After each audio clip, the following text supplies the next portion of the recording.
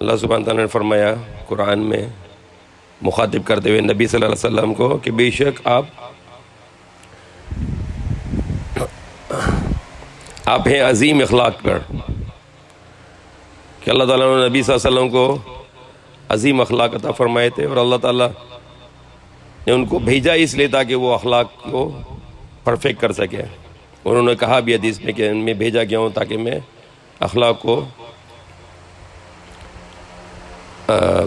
Perfect کر سکوں. اگر ہم نبی صلی اللہ علیہ وسلم کی زندگی کو دیکھیں تو اس کے 3 دور تھے. 63 سال کی زندگی کے 3 دور تھے. پہلا دور 40 سال کا، ان کی پیدائش سے لے کے 40 سال کی عمر تک. دوسرا دور 13 سال کا، نبوت کے بعد 13 سال مکے کا دور. اور آخری دور تھا 10 سال کا، ہجرت سے لے کے مدینے کے 10 سال، جس میں فتح مکہ بھی شامل ہے. اب اللہ تعالیٰ نے انہیں 40 سال میں کیا کروایا، اور 13 سال میں کیا کروایا، اور 10 سال میں اللہ تعالیٰ نے ان سے کیا کام لیا. اگر ہم سیرت نبوی کو پڑھیں تو 40 سال تک نبی صلی اللہ علیہ وسلم کو اللہ نے نبوت نہیں دی تھی، اور 40 سال تک کوئی احکامات نہیں دیے، کوئی تبلیغ نہیں دی. صرف 40 سال تک ان کے ذریعے سے لوگوں کو اخلاق دکھایا کہ ان کا کیسا اخلاق ہے. تو 63 سال میں سے 40 سال تک سارا فوکس اخلاق پہ تھا. 40 سال 63 سال کی زندگی میں 40 سال تک مکے کے لوگوں نے نبی صلی اللہ علیہ وسلم کی زندگی میں اخلاق کو دیکھا. اتنا اچھا اخلاق تھا ان کا کہ سارے مکے کے لوگ ان کو کہتے تھے صادق الامین، کہ یہ سچے ہیں اور یہ امانت دار ہیں. ہر ایک ان کی بات کو مانتا تھا، ہر ایک ان کی بات کو یقین رکھتا تھا. اسی لیے جب نبی صلی اللہ علیہ وسلم نے نبوت شروع کی، جب دعوت دینا شروع کی، تو مکے کے ایک پہاڑ پہ چڑھ گئے اور کہا کہ اگر میں کہوں کہ اس پہاڑ کے پیچھے سے ایک فوج آ رہی ہے تم پہ حملہ کرنے کے لیے، تم اس کو مانو گے؟ تو انہوں نے کہا مکے والوں کہ کیوں نہیں مانیں گے، ضرور آپ تو سچے ہیں. کہ وہ نبی صلی اللہ علیہ وسلم کو سچا مانتے تھے اور ایماندار مانتے تھے، امانت دار مانتے تھے. تو نبی صلی اللہ علیہ وسلم نے کہا جیسے تم رات کو سوتے ہو ایسے ہی ایک دن مرو گے، اور جیسے تم صبح اٹھتے ہو ایسے ہی تم قیامت کے دن اٹھو گے. اور پھر انہوں نے ان کو میسیج دیا کہ ایک اللہ کی عبادت کرو، اور جو ان کے جو بت تھے 360 ان کی عبادت نہ کریں. تو اس وقت ابو لہب نے کہا تب تیرے ہاتھ برباد ہو. تو اللہ تعالیٰ نے کہا تبت یدا ابی لہب، و تب، کہ برباد ہو ابو لہب کے ہاتھ اور وہ برباد ہو وہ خود بھی. تو نبی صلی اللہ علیہ وسلم نے 40 سال تک کیا چیز دکھائی؟ اخلاق دکھایا. اور کب سے اخلاق دکھایا؟ جب وہ ان کے اندر عقل بھی، جب ہوش بھی نہیں تھا، اس وقت بھی ان کے اندر اخلاق تھا. ایک واقعہ ہے، جب وہ بی بی دائے حلیمہ ان کو لے کے گئی دودھ پلانے کے لیے صحرا میں، تو بی بی حلیمہ کا ایک اپنا بچہ تھا جو وہ بھی دودھ پیتا تھا، اور نبی صلی اللہ علیہ وسلم بھی دودھ پیتے تھے. تو دائے حلیمہ کہتے ہیں کہ جب وہ نبی صلی اللہ علیہ وسلم کو دوسری طرف سے دودھ پلاتی تھی وہ نہیں پیتے تھے، صرف ایک طرف دودھ پیتے تھے. وہ چاہتی تھی وہاں سے پلائے تو وہ نہیں پیتے تھے، جبکہ وہ چھوٹے بچے تھے، شیر خوار تھے، لیکن وہ دوسری طرف دودھ نہیں پیتے تھے. کس لیے؟ کہ وہ دوسری طرف کی دودھ کا حصہ ان کے بھائی کا تھا، کیونکہ وہ بھی ان کا بھائی ہو گیا. کیونکہ جب ایک ماں کسی عورت اس بچے کو دودھ پلائے تو اس کا سگا بیٹا اور وہ جو بیٹا اس کو دودھ پلائے وہ بھائی بن جاتے ہیں، اور بہن ہو تو وہ بہن بن جاتی ہے. تو نبی صلی اللہ علیہ وسلم صرف ایک طرف سے دودھ پیتے تھے دائے حلیمہ کے، دوسری طرف دودھ کو ہاتھ نہیں لگاتے تھے، کیونکہ وہ ان کو یہ اخلاق اللہ نے سکھایا تھا کہ اپنے بھائی کا خیال کرو. اور یہی اخلاق اللہ کے نبی صلی اللہ علیہ وسلم نے صحابہ کو سکھایا تھا. جب صحابہ سنا یو پریتو رکعت، جب صحابہ ایک جنگ میں تھے تو ایک صحابی مرنے کے قریب تھے اور ان کو پانی کی پیاس لگی ہوئی تھی، وہ پانی پکار رہے تھے. تو ایک اور صحابی گئے اور وہ پانی پلانے لگے، تو ان کو برابر سے ایک اور صحابی کی آواز آئی، وہ بھی پانی کے لیے تڑپ رہے تھے، زخمی تھے. تو ان صحابی نے پانی نہیں پیا، کہا میرے بھائی کو پلاؤ. سگا بھائی نہیں تھا، مسلمان بھائی تھا، ایمان والا بھائی تھا. تو دو صحابی اس کے پاس لے کر گئے، تو اس نے ایک اور صحابی کی آواز سنی جو وہ بھی پانی کے لیے پکار رہا تھا، اس کو پیاس لگی تھی اور زخمی تھا. تو دوسرے نے بھی پانی نہیں پیا، بولا نہیں میرے بھائی کو پلاؤ. جب وہ تیسرے کے پاس گیا تو جب اس کے پاس پہنچا تو تیسرے صحابی شہید ہو چکے تھے پانی کے وہ پینے سے پہلے. تو دوسرے کے پاس واپس آئے پانی پلانے کے لیے, تو دوسرے بھی شہید ہو گئے. پھر وہ پہلے کے پاس آئے تو پہلے والے نے جس نے پانی نہیں پیا اس وقت وہ بھی شہید ہو گئے. تینوں کے تینوں شہید ہو گئے لیکن پانی نہیں پیا. یہ اللہ تعالیٰ کے نبی صلی اللہ علیہ وسلم نے اخلاق سکھایا تھا اپنے صحابہ کو. اگر ہم دیکھیں ایمان بھی ہے, نماز بھی ہے, روزہ بھی ہے, حج بھی ہے, زکوٰۃ بھی ہے, 5 ستون ایمان اسلام کے. لیکن یہ صرف اسلام نہیں ہے. اسلام میں جو بہت بڑی چیز ہے ایمان کے بعد ماں باپ کی خدمت ہے, کیونکہ اللہ تعالیٰ نے کہا ہے سورہ لقمان میں کہ اللہ کے سوا کسی کے شرک نہ کرو, اپنے ماں باپ کے ساتھ حسن سلوک کرو. دوسرے نمبر پہ اللہ تعالیٰ نے اس چیز کو بیان کیا. یہاں تک کہ جو بنی اسرائیل کے بارے میں اللہ نے لکھا ہے کہ جو ان سے اللہ نے عہد لیا تھا, وَإِذَا أَخَذْنَا مِيثَاقَ بَنِي إِسْرَائِيلَ لَا تَعْبُدُونَ إِلَّا اللَّهَ وَبِالْوَالِدَيْنِ إِحْسَانًا وَذِي الْقُرْبَى وَالْيَتَامَى وَالْمَسَاكِينِ وَقُولُوا لِلنَّاسِ حُسْنًا. 6 حکم اللہ تعالیٰ کی بنی اسرائیل کو دیے گئے جو اللہ تعالیٰ نے ان کو حکم دیا. سب سے پہلا حکم لَا تَعْبُدُونَ إِلَّا اللَّهَ, نہیں عبادت کرو, نہیں بندگی کرو سوائے اللہ کے کسی کے. دوسرا حکم وَبِالْوَالِدَيْنِ إِحْسَانًا, اور اپنے والدین کے ساتھ احسان کرو. وَذِي الْقُرْبَى, اور اپنے رشتہ داروں کے ساتھ. وَالْيَتَامَى, اور یتیموں کے ساتھ. وَالْمَسَاكِينِ, اور مساکین کے ساتھ, غریبوں کے ساتھ. اور چھٹا حکم کیا ہے وَقُولُوا لِلنَّاسِ حُسْنًا, اور پورے انسانوں کے ساتھ اچھے طریقے سے بات کرو. یہ بھی اللہ کا حکم ہے بہت بڑا. چاہے غیر مسلم بھی ہو اس سے بھی اچھا اللہ نے حکم دیا ہے. چاہے ہندو ہو, عیسائی ہو, یہودی ہو, چاہے ایسا بھی ہو جو اللہ کو نہیں مانتا, اس کو بھی اللہ تعالیٰ حکم دیتے ہیں ہمیں وَقُولُوا لِلنَّاسِ حُسْنًا, اور اچھے طریقے سے بات کرو انسانوں سے, انسان سمجھ کے بات کرو. اللہ کے نبی صلی اللہ علیہ وسلم نے کہا ہے کسی انسان کی ذلیل کرنا کعبے کو توڑنے سے زیادہ بڑا گناہ ہے. کسی ایک انسان کو ذلیل کرنا کعبے کو توڑنے سے بڑا گناہ ہے. کعبے کو توڑنے والا مسلمان ہو سکتا ہے؟ کعبے کو توڑنے والا مسلمان ہو سکتا ہے؟ جو جائے کعبے کو توڑ دے, اس کے سارے پتھر توڑ دے, پورا زمین کے برابر کر دے کعبے کو. اور اللہ کے نبی ہمیں کیا سکھاتے ہیں کہ ایک انسان کو ذلیل کرنا کعبے کو توڑنے سے بڑا گناہ ہے. کسی انسان کا دل دکھانا کعبے کو توڑنے سے بڑا گناہ ہے. اور اللہ تعالیٰ حکم دیتے ہیں ایک بڑا حکم وَقُولُوا لِلنَّاسِ حُسْنًا, اور ہر انسان کے ساتھ اچھے طریقے سے بات کرو. تو نبی صلی اللہ علیہ وسلم نے 40 سال تک کیا دکھایا لوگوں؟ اخلاق دکھایا. اور یہ جو نماز ہے, روزہ ہے, حج ہے, زکوٰۃ ہے, اور زکوٰۃ ان 5 ستون کے بعد بھی, حج عمرہ حج کے بعد بھی کے علاوہ بھی بڑے بڑے احکامات ہیں. سچ بولنا, جھوٹ نہیں بولنا, وعدہ خلافی نہیں کرنا, وعدے کو پورا کرنا, ایمانداری, سچائی, ماں باپ کی خدمت, رشتہ داروں کا خیال کرنا, یتیموں مسکینوں کا خیال کرنا. بہت سارے اللہ تعالیٰ کے دین ہے. یہ 5 ستون ہیں. شہادہ, گواہی دینا کہ اللہ کے سوا خدا نہیں, اور محمد صلی اللہ علیہ وسلم اللہ کے آخری نبی اور تمام نبیوں کو ماننا. یہ ایمان ایک ستون ہے, نماز ایک ستون ہے, روزہ ایک ستون ہے, حج ایک ستون ہے, زکوٰۃ ایک ستون ہے. لیکن ستون ہے بلڈنگ کا ہے. بلڈنگ میں تو دیواریں بھی ہیں, پھر فرش بھی ہے, پھر چھت بھی ہے. اور بلڈنگ کی سب سے خوبصورت چیز کیا ہے؟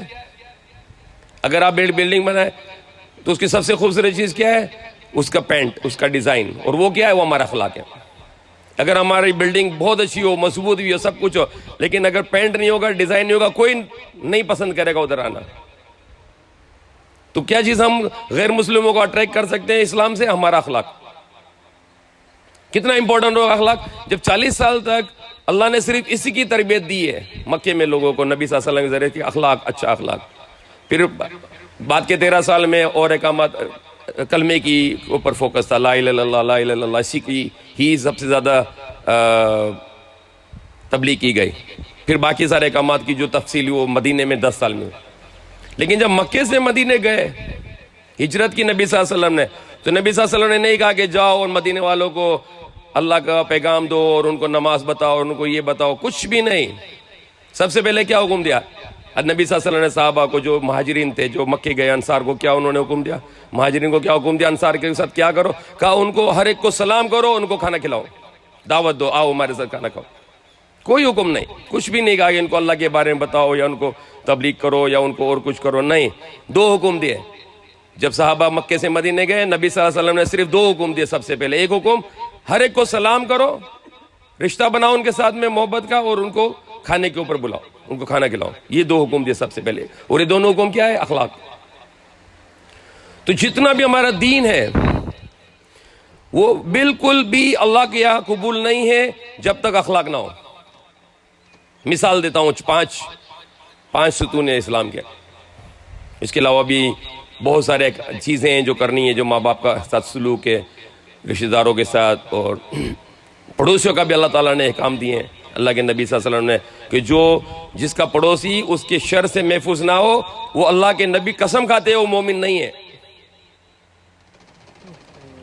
3 دفعہ قسم کہے، واللہ لا یؤمن، واللہ لا یؤمن، واللہ لا یؤمن. اللہ کی قسم وہ مومن نہیں، اللہ کی قسم وہ مومن نہیں، اللہ کی قسم وہ مومن نہیں جس کا پڑوسی اس کے ساتھ میں اس کے شر سے محفوظ نہیں. اگر پڑوسی محفوظ نہ ہو تو وہ شخص محفوظ، وہ مسلمان نہیں. اگر پڑوسی محفوظ نہ ہو تو اللہ تعالیٰ کے نبی نے 3 دفعہ قسم کھائی ہے کہ اللہ لا یؤمن، واللہ لا یؤمن، واللہ لا یؤمن، اور کہا کہ جس کے شر سے اس کا پڑوسی محفوظ نہیں ہے، اللہ کے نبی قسم کھاتے ہیں وہ مومن نہیں ہے، وہ مسلمان نہیں ہے، کیونکہ وہ اپنے پڑوسی کو تنگ کرتا ہے. تو پھر اوروں کا کیا کہنا؟ اگر آپس میں ہی لوگ ایک دوسرے سے محفوظ نہ ہو تو پھر کیسے ہوگا؟ اسلام چلے گا؟ تو اخلاق نہیں ہے تو اللہ تعالیٰ کے یہاں ایمان قبول نہیں ہے. اللہ تعالیٰ کہتے ہیں یہ مومن نہیں ہے، اس کا پڑوسی اس سے محفوظ نہیں ہے. تو بد اخلاق کا ایمان اللہ تعالیٰ کو قبول نہیں ہے. اللہ تعالیٰ کے اپنے نبی سے کہا کہ یہ مومن نہیں ہے، اور قسم کھلائی 3 دفعہ کہ بد اخلاق اپنے پڑوسی کے ساتھ مومن نہیں ہے. میں جب اسکول میں تھا تو میں نے ایک اسلامیات میں ایک حدیث سنی تھی. اللہ کے نبی نے کہا مسلمان وہ ہے جس کے ہاتھ سے اور اس کی زبان سے سب محفوظ ہو. وہ اپنے ہاتھ سے نقصان پہنچاتا ہے نہ اپنی زبان سے. اور اس کو کیا کہا ہے؟ سلم. سلم مطلب امن پہنچانا. تو مومن کی ڈیفینیشن، اسلام مسلم کا ڈیفینیشن کیا ہے؟ جو اپنے زبان سے اور اپنے ہاتھ سے سب کو امن دے اور اس کے شر نہ پہنچائے. یہ مسلمان کی ڈیفینیشن. تو اسلام بغیر اخلاق کے قابل قبول نہیں. کہ اسلام کا مطلب ہی ہے کہ اپنی زبان اور اپنے ہاتھ سے ہر ایک کو محفوظ رکھنا، اپنے زبان اور اپنے ہاتھ سے ہر ایک کو امن پہنچانا، سکھ پہنچانا، سکون پہنچانا، آرام پہنچانا. تو یہ پہلی مثال دے رہا ہوں کہ ایمان بغیر اخلاق کے قابل قبول نہیں ہے. 2 مثالیں دی ہے کہ جو پڑوسی سے بد اخلاق ہے وہ مومن نہیں ہے. اور مسلمان کی ڈیفینیشن اللہ کے نبی نے بتائی ہے کہ مسلمان وہ ہے جس کی زبان اور اس کے ہاتھ سے سب محفوظ ہوں، سب کو امن ملے. اور تیسری مثال ایمان کی کا اخلاق سے کیا تعلق ہے؟ اللہ کے نبی صلی اللہ علیہ وسلم نے کہا کہ تم نہیں داخل ہو سکتے جنت میں، تم نہیں داخل ہو سکتے جنت میں یہاں تک کہ تم ایمان لاؤ. حدیث کا مفہوم ہے. اللہ تعالیٰ صحابہ سے ہم سب سے کہہ رہے ہیں کہ تم نہیں داخل ہو سکتے جنت میں یہاں تک کہ تم ایمان لے آؤ. اور تم جب تک مومن نہیں ہو جب تک ایک دوسرے سے محبت نہ کرو. اب کہاں ہے ہمارا ایمان؟ کہاں ہے ایمان؟ آج تو ایک دوسرے سے رشتہ دار نفرت کرتے ہیں، غیبت بھی کرتے ہیں، برائی بھی کرتے ہیں، برا بھلا بھی کہتے ہیں. پورا پاکستان، پوری دنیا کے اندر میں مسلمانوں میں یہ بیماری پھیل گئی. اور اللہ کے نبی کیا کہتے ہیں؟ تم ہرگز نہیں جنت میں جا سکتے یہاں تک کہ تم نہ ایمان لاؤ، اور ہرگز تم نہیں مومن ہو سکتے یہاں تک کہ ایک دوسرے سے محبت نہ کرو. تو محبت کیا ہے؟ اخلاق. اور اس کا تعلق کس سے؟ ایمان سے. محبت نہیں ہے، ایمان نہیں ہے. کتنی بڑی بدقسمتی آج ہماری کہ ہمیں دوسرا قسم کا اسلام سکھایا جا رہا ہے، جس میں ہمیں عبادات کے اوپر فوکس، وضو کے اوپر بہت زیادہ اہتمام. کتنے لوگ ہیں وضو میں شک کرتے ہیں، استنجا میں شک کرتے ہیں، وہم کرتے رہتے ہیں، ہر چیز میں، نماز کی رکعتوں میں شک، تکبیر کہنے کے وقت شک. اتنا زیادہ وہ ان کا کنسنٹریٹ ہے ریچولز کے اوپر میں، عبادات کے اوپر میں. اور جو عبادات جس کے بغیر یوز لیس ہے وہ اخلاق ہے. اخلاق کے اوپر کوئی فوکس نہیں. یہ میں نے 3 مثالیں دی. ایمان بغیر اخلاق کے کوئی فائدہ نہیں اس کا. اخلاق ہوگا تو ایمان کا فائدہ ہے. 3 بڑی بڑی مثالیں نبی صلی اللہ علیہ وسلم کی احادیث سے دی. نماز کے بارے میں کسی نے ایک شخص سے پوچھا کہ مجھے کیسے پتا چلا کہ میری نماز قبول ہو رہی ہے؟ اس جواب میں اس نے بڑا اچھا جواب دیا. اس نے کہا کہ اللہ تعالیٰ کہتے ہیں قرآن میں ان الصلاۃ تنہا عن الفحشاء والمنکر، کہ بے شک نماز روکتی ہے برائی سے اور بے حیائی سے، فحاشی سے. تو اس نے کہا کہ اگر تمہارے اندر میں چینج آ رہی ہے، تم بدل رہے ہو، تمہارا اخلاق اچھا ہو رہا ہے، تمہارے اندر میں منکر نہیں ہے اور تمہارے اندر میں بے حیائی نہیں ہے، اس کا مطلب کہ تمہارے اندر اخلاق اچھا آ رہا ہے، اس کا مطلب کہ نماز قبول ہو رہی ہے. اور اگر نماز پڑھ کے بھی بد اخلاق ہے، نماز قبول نہیں ہو رہی ہے. نماز پڑھ کے بھی برا بھلا کہنا، لڑنا جھگڑنا، غیبت کرنا اور برائیاں کرنا، اس کا مطلب اور بے حیائی آنا، نماز نہیں قبول ہو رہی. کیونکہ اللہ تعالیٰ گارنٹی دے رہے ہیں قرآن میں ان الصلاۃ تنہا عن الفحشاء والمنکر ولذکر اللہ اکبر واللہ یعلم ما تصنعون. کہ اللہ تعالیٰ کہتے ہیں بے شک نماز روکتی ہے برائی سے اور فحاشی سے، برے اخلاق سے اور فحاشی سے، برے کنڈکٹ سے، برے ایٹیٹیوڈ سے اور بے حیائی سے. بے حیائی بھی تو بد اخلاقی ہے، فحاشی بھی بد اخلاقی ہے. تو نماز قبول کب ہوگی، کا فائدہ کب ہوگا؟ جب انسان کا اخلاق اچھا ہو رہا ہے اس نماز سے. اگر اخلاق اچھا نہیں ہو رہا، اس کی نماز اللہ تعالیٰ اس کے منہ پہ مار دیں گے. کبھی کبھی ہم مسجد جاتے ہیں، اس سے پہلے میں آپ کو نبی صلی اللہ علیہ وسلم کا واقعہ سناتا ہوں. ایک دن نبی صلی اللہ علیہ وسلم نماز پڑھ رہے تھے جماعت سے مسجد نبوی، اور اچانک سے انہوں نے نماز تیز کر دی، جلدی جلدی پڑھا دی. مطلب نبی صلی اللہ علیہ وسلم کی جو نماز کا جو وقت ہوتا تھا وہ زیادہ ہوتا تھا. اس دن بڑی جلدی نماز پڑھائی، جلدی سلام پھیر دیا. تو صحابہ نے پوچھا یا رسول اللہ کیا آج نماز جلدی ہو گئی؟ اب کیا، اب جلدی پڑھنا کا حکم آ گیا؟ ایسا مطلب ان کا کہنے کا تھا کہ نماز کیوں جلدی ہوئی آج؟ تو نبی صلی اللہ علیہ وسلم نے فرمایا کہ میں نے ایک بچے کو روتے ہوئے سنا تو میں نے نماز جلدی کرائی تاکہ اس کی ماں سلام پھیر کے اس بچے کو لے لے. نماز جلدی کرا دی تاکہ وہ ماں جا کے بچے کو دیکھ لے، تاکہ وہ بچہ رونا چپ، بچے کو تکلیف نہ ہو. اور آج ہمارے مسجدوں میں جائیں، ہم کہیں بھی جائیں، آج کیا ہوتا ہے زیادہ تر اگر بچہ روئے تو پھر اناؤنسمنٹ ہوتا ہے برائے مہربانی کل سے اپنے بچے کو مسجد مت لانا، ہماری نماز خراب کر دی. سبحان اللہ. نبی صلی اللہ علیہ وسلم نے کیا کیا اور آج ہم کیا کرتے ہیں؟ بچے کو بھگا دیتے، بولتے دفعہ ہو جاؤ، یہاں مت آنا. جبکہ وہ بچہ اگر آئے گا تو وہ نمازی بنے گا، اگر اس کو بھگا دو گے پھر ساری عمر نہیں آئے گا. کون سی نماز خراب ہو گئی؟ اس کو بولو، اس کے ماں باپ کو بولو، اگر بچے کو لاتے ہو اس کو اچھے طریقے سے اخلاق سے سمجھاؤ تو وہ آئندہ سے ایسے شور نہ مچائے، سمجھا دو. ڈیڑھ سال اگر آپ اللہ کے سامنے کھڑے ہو آپ کو کوئی ڈسٹرب نہیں کر سکتا. اگر آپ کا دل اللہ سے جڑا ہوا ہے آپ کو پتہ ہی نہیں ہوگا کہ شور ہو رہا ہے کہ نہیں ہو رہا ہے. یہ ایمان کی نشانی ہے. کبھی بھی اگر آپ کا اللہ سے تعلق جڑا ہوا ہے، اگر ایٹم بم بھی کرے گا آپ کو کچھ نہیں پتا چلے گا.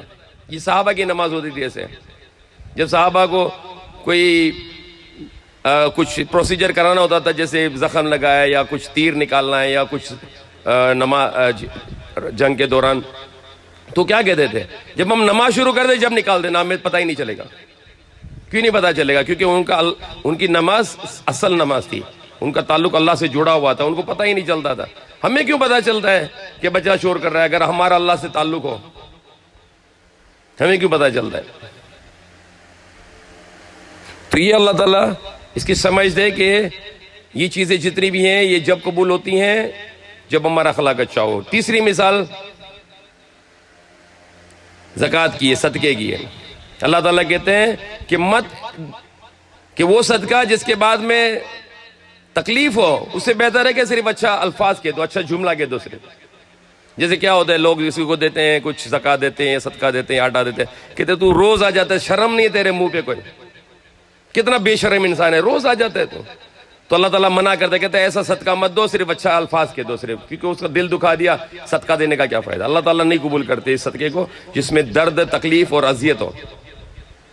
تو صدقہ زکوٰۃ بھی قبول نہیں ہے اگر بد اخلاقی اس کے ساتھ ہے. اور روزہ کیا ہے؟ روزہ خالی بھوکا رہنا، پیاسے رہنے کا نام نہیں. اللہ کے نبی نے کہا ہے کہ جو شخص روزہ رکھے اور اپنا مفہوم ہے اپنا اخلاق نہیں بدلتا ہے، مطلب کوئی غیبت کرنا، گالی گلوچ، برا بلا لوگوں کو تکلیف دینا، تو اللہ کے نبی نے کیا کہ نہ اللہ کو تیرے بھوکا رہنے کی ضرورت ہے، نہ اللہ کو تیرے پیاسے رہنے کی ضرورت ہے. اس کا روزہ قبول نہیں ہے اگر وہ روزے میں بھی بد اخلاق ہے. اور حج کے بارے میں اللہ نے کیا کہا؟ اللہ تعالیٰ کہتے ہیں حج کے بارے میں فَلَا رَفَثَ وَلَا فُسُوقَ وَلَا جِدَالَ فِي الْحَجِّ، کوئی فسوق نہیں ہے، کوئی جھگڑا نہیں ہے حج میں۔ اللہ تعالیٰ نہیں قبول کریں گے اگر لوگ حج میں بھی جا کے جھگڑا لڑائی کریں اور برا بلا کہیں اور غیبتیں کریں۔ تو جتنے بھی اعمال ہیں، جتنے ایمان اعمال جتنے بھی، وہ سب کے سب کسی کام کے نہیں ہے جب تک اخلاق اچھا نہیں ہوگا۔ تو اللہ کے نبی صلی اللہ علیہ وسلم نے 40 سال تک کیا تربیت کی؟ اخلاق۔ 13 سال بعد کے اس کی عمر میں کیا چیز کے فوکس تھا؟ لا الہ الا اللہ۔ پھر باقی کا سارا اسلام ایکسپلین ہوا ہے 10 سال کی مدینے کی زندگی میں۔ تو آج ہم بھی ان چیزوں کے ساتھ ساتھ میں سب سے زیادہ ہمارا فوکس اخلاق کے اوپر ہونا چاہیے، سب سے زیادہ ہمارا کنسنٹریشن اخلاق کے اوپر ہونا چاہیے۔ نبی صلی اللہ علیہ وسلم غصہ نہیں کرتے تھے، برا بلا نہیں کہتے تھے، ہر ایک ان سے پیار کرتا تھا۔ اللہ کے نبی اللہ تعالیٰ کہتے ہیں کہ اگر آپ تر شروع ہوتے تو یہ سارے دور بھاگ جاتے آپ سے۔ اللہ تعالیٰ کیا کہتے ہیں نبی صلی اللہ علیہ وسلم کہ اگر آپ تر شروع ہوتے تو یہ سارے آپ کو چھوڑ کے چلے جاتے، لیکن ہر ایک بندہ نبی صلی اللہ علیہ وسلم کے ساتھ جڑ کے رہتا تو کوئی ان کے پاس سے دور نہیں جانا تھا، روتے تھے۔ جب انہوں نے بیٹا بنایا اپنے زید بن حارث کو، آیت آنے سے پہلے سورہ احزاب کی، تو پھر ان کو مکے میں کعبے میں جا کے اناؤنس کیا کہ آج سے میرا بیٹا ہے، تو اس کو لوگ کہتے تھے زید بن عبداللہ، زید بن حارث نہیں، زید بن محمد، سوری، ان کو لوگوں نے کہنا شروع کر دیا زید بن محمد، زید محمد کا بیٹا صلی اللہ علیہ وسلم۔ اور پھر جب آیت آئی کہ جو اولاد کو ان کے باپوں کے نام سے پکارا جائے، جو بچہ ہے اس کو اس کے باپ کے نام سے پکارا جائے، پھر وہ لوگوں نے ان کو پھر زید بن حارث کہنا شروع کیا۔ تو جب وہ چھوٹے تھے وہ نبی صلی اللہ علیہ وسلم کے ساتھ رہتے تھے، اتنا وہ پیار کرتے تھے کہ ان کے ماں باپ آگے لینے کے لیے کہیں دور سے ان کو پتا چلے گا بیٹا یہاں پر وہ کھو گیا تھا اور وہاں ان کو ملا مکے میں، تو ادھر لینے کے لیے آئے، انہوں نے کہا نبی صلی اللہ علیہ وسلم آپ لے جائیں آپ کے بیٹے کو۔ تو اب زید بن حارث نے منع کرتے اپنے ماں باپ کو، کہتے میں نہیں جاؤں گا آپ لوگوں کے ساتھ۔ وہ نہیں گئے کہ میں ان کے ساتھ رہوں گا، یہ بہت پیار کرتے ہیں مجھ سے۔ تو یہ اللہ کے نبی صلی اللہ علیہ وسلم نے سکھایا کہ پیار، محبت اور اخلاق۔ تو اللہ تعالیٰ قبول فرمائے، آمین، الحمدللہ رب العالمین۔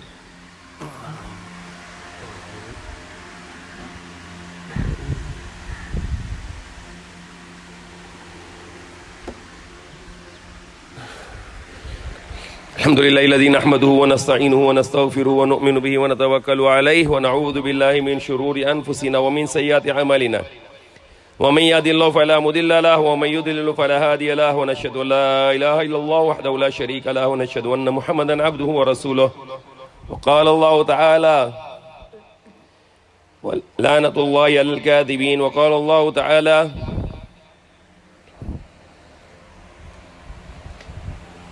والضحى بسم الله الرحمن الرحيم والضحى والليل إذا سجى ما ودعك ربك وما قلى وللآخرة خير لك من الأولى ولسوف يعطيك ربك فترضى ألم يجدك يتيما فآوى ووجدك ضالا فهدى وجدك عائلا فأغنى فأما اليتيم فلا تقهر وأما السائل فلا تنهر وأما بنعمة ربك فحدث۔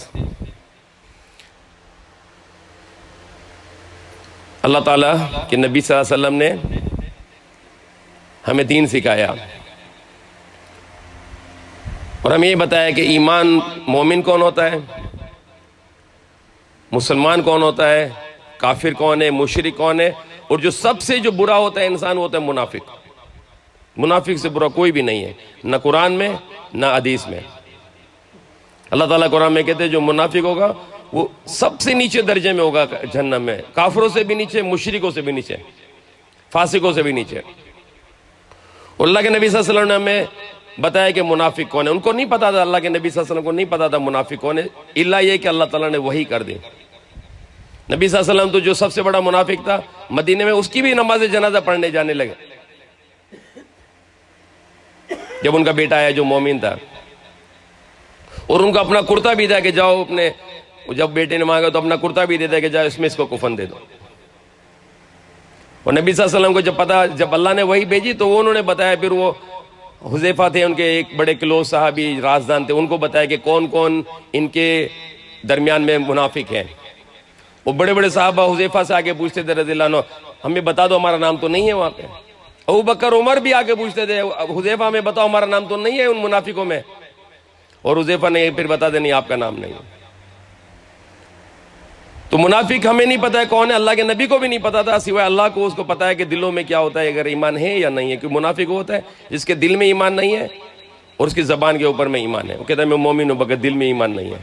جیسے اللہ تعالیٰ کہتے ہیں قرآن میں اذا جاءک المنافقون قالوا نشهد انک لرسول اللہ واللہ یعلم انک لرسول ان المنافقون لکاذبون. کہ جب آپ کے پاس منافقین آتے ہیں تو کہتے ہیں آپ تو اللہ، ہم گواہی دیتے ہیں آپ تو اللہ کے رسول ہیں. اور اللہ تعالیٰ کہتے ہیں کہ بے شک اللہ کو پتا ہے کہ آپ اللہ کے رسول ہیں، لیکن یہ منافق جھوٹے ہیں. جبکہ وہ سچ کہہ رہے ہیں کہ آپ اللہ کے رسول ہیں، لیکن پھر بھی اللہ نے ان کو جھوٹا کہا. کیوں؟ کیونکہ وہ دل سے نہیں کہہ رہے ہیں. زبان سے کہتے ہیں آپ اللہ کے رسول ہیں، دل سے وہ نہیں کہتے. جب آپ کچھ زبان سے کہو اور دل میں نہ ہو، یہ منافقت کی نشانی ہے. جب آپ کسی کے اوپر غصے اور مسکراتے ہو صرف دکھانے کے لیے، یہ منافقت ہے. اگر غصہ دل میں ہے تو چہرے کے اندر بھی غصہ ہونا چاہیے، زبان کے اوپر بھی اس کو دکھا کے اس کو بتاؤ کہ میں تم سے ناراض ہوں. دکھانے کے لیے مسکرانا یا دکھانے کے لیے اچھا ورڈ کہہ دینا اور یہ نہ بتانا کہ میں اندر سے بہت ناراض ہوں، یہ نہیں ہونا چاہیے. جیسا دل ہو ویسا ہی زبان ہو، جیسا دل ہو ویسا ہی چہرہ ہو. زبان، چہرہ، عمل اور دل سب برابر ہونا چاہیے. عمل اور دل اور زبان میں تضاد نہیں ہونا چاہیے. جو دل میں وہی زبان پہ اور وہی عمل ہو. اور یہی اسلام ہے کہ تصدیقم باللسان، تصدیقم بالقلب، اقرارم باللسان و عمل بالجوارح. کہ دل کے اندر میں تصدیق ہو، زبان کے اوپر اقرار ہو اور اپنے اعضاء کے ذریعے سے اس کے اوپر عمل ہو، پھر ہوگا. ہم کہتے ہیں اللہ کے حکم کو مانتے دل سے، زبان سے کہتے ہیں ہم اللہ کے حکم کو مانتے، لیکن فجر پہ نہیں اٹھتے. تو دل اور زبان تو کہہ رہے ہیں اللہ کا حکم مانیں گے، لیکن فجر پہ نہیں اٹھے، عمل سے اس کو انکار کر دیا. تو منافق ہوتا ہے جو دل میں ایمان نہیں ہے اور زبان پہ اس کے ایمان ہے. نماز بھی پڑھ کے دکھاتا ہے میں مومن ہوں. اور اللہ کے نبی نے کہا ہے کہ منافقین پر دو نمازیں سخت ہیں، فجر کی، عشاء کی. باقی دو نمازیں بھی وہ صحیح ٹائم پہ آگے پڑھیں گے، فجر عشاء میں ان کو بڑی تکلیف ہوتی. تو اللہ کے نبی صلی اللہ علیہ وسلم نے ہمیں ایک فارمولا بتایا کہ منافق کون ہے. یہ نہیں کہا وہ نماز نہیں پڑھتا ہے، حج نہیں کرتا ہے، روزہ نہیں رکھتا ہے، عمرہ نہیں کرتا ہے یا پھر زکوٰۃ نہیں دیتا. یہ نہیں کہا. اللہ کے نبی نے کہا منافق کی تین بڑی نشانیاں: جب بات کرے جھوٹ بولے، جب وعدہ کرے وعدہ خلافی کرے، اور جب اس کے اوپر بھروسہ کرو دھوکہ دے. یہ تین بڑی نشانیاں بتائیں، سب سے بڑی تین نشانیاں منافق کی. جب بات کرے جھوٹ بولے، جب وعدہ کرے وعدہ خلافی کرے، اور جب اس کے اوپر بھروسہ کرو دھوکہ دے. سو جھوٹا، وعدہ خلاف اور دھوکے باز، یہ سب سے بڑی تین نشانیاں. آج 50 ممالک ہیں اور اس حساب سے کہ مسلمان ہے اور مومن ہے اور منافق نہیں ہے اگر، تو سب سے زیادہ ایماندار ملک کون سے ہونے چاہیے؟ مسلمان ملک ایماندار ہونے چاہیے. سب سے زیادہ مسلمان ملکوں کو ایماندار ہونا چاہیے. آج آپ مجھے بتائیں کہ دنیا میں 200 ممالک ہیں، 50 سے زیادہ مسلمان ہیں، کون سا ملک سب سے ایماندار ہے پوری دنیا میں؟ ہے کوئی مسلمان ملک جس کو یہ سرٹیفکیٹ ملے کہ یہ مسلمان ملک پوری دنیا میں سب سے ایماندار ملک ہے؟ ایک مسلمان ملک بتا دو. کتنے ملک ہے؟ پاکستان، سعودی عربیہ، یونائیٹڈ عرب امارات، ترکی، الجیریا، موروکو، ملیشیا، انڈونیشیا. 50 سے زیادہ مسلم ممالک ہے. کسی کو نہیں کہہ سکتے یہ ملک پوری دنیا میں سب سے ایماندار ہے. آج پوری دنیا میں سب سے ایماندار ملک کون سا ہے؟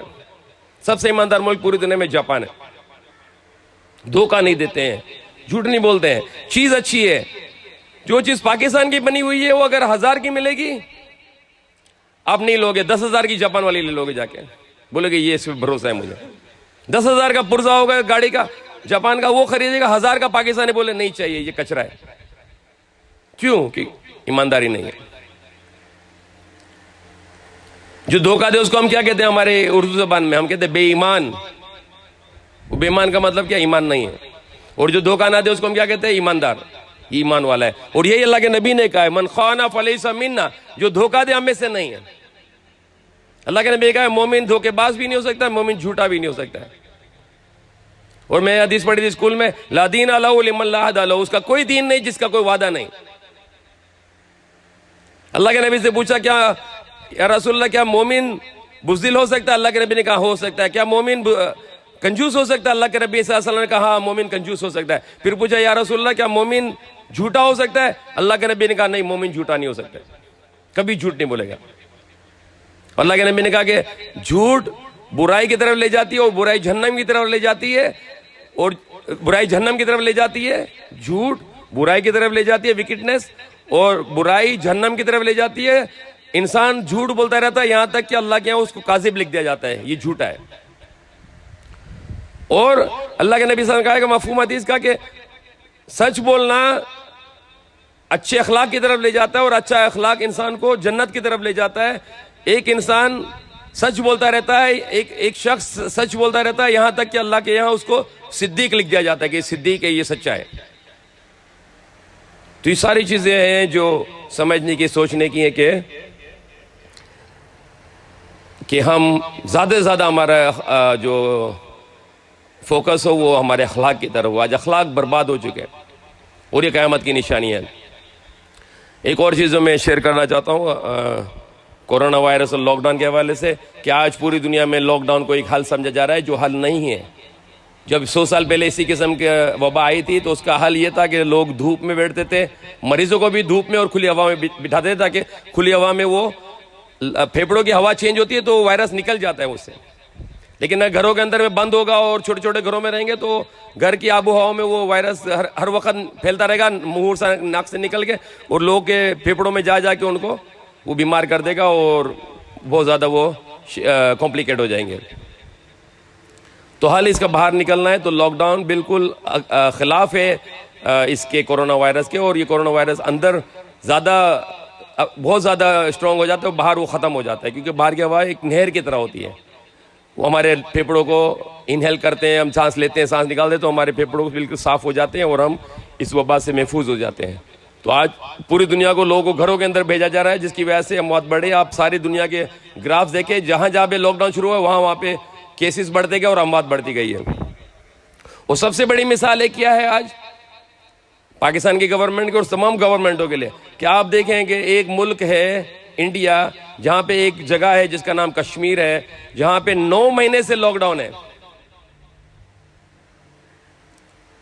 اور اس کے باوجود کشمیر میں بھی جیسے انڈیا میں ہے ویسے ہی پورے کیسز وہاں بھی ہو رہے ہیں, بلکہ وہ اور علاقوں سے زیادہ ہو رہے ہیں کشمیر میں, کیونکہ وہ اندر رہ رہے ہیں تو ان کا وہ وائرس زیادہ افیکٹو ہو رہا ہے.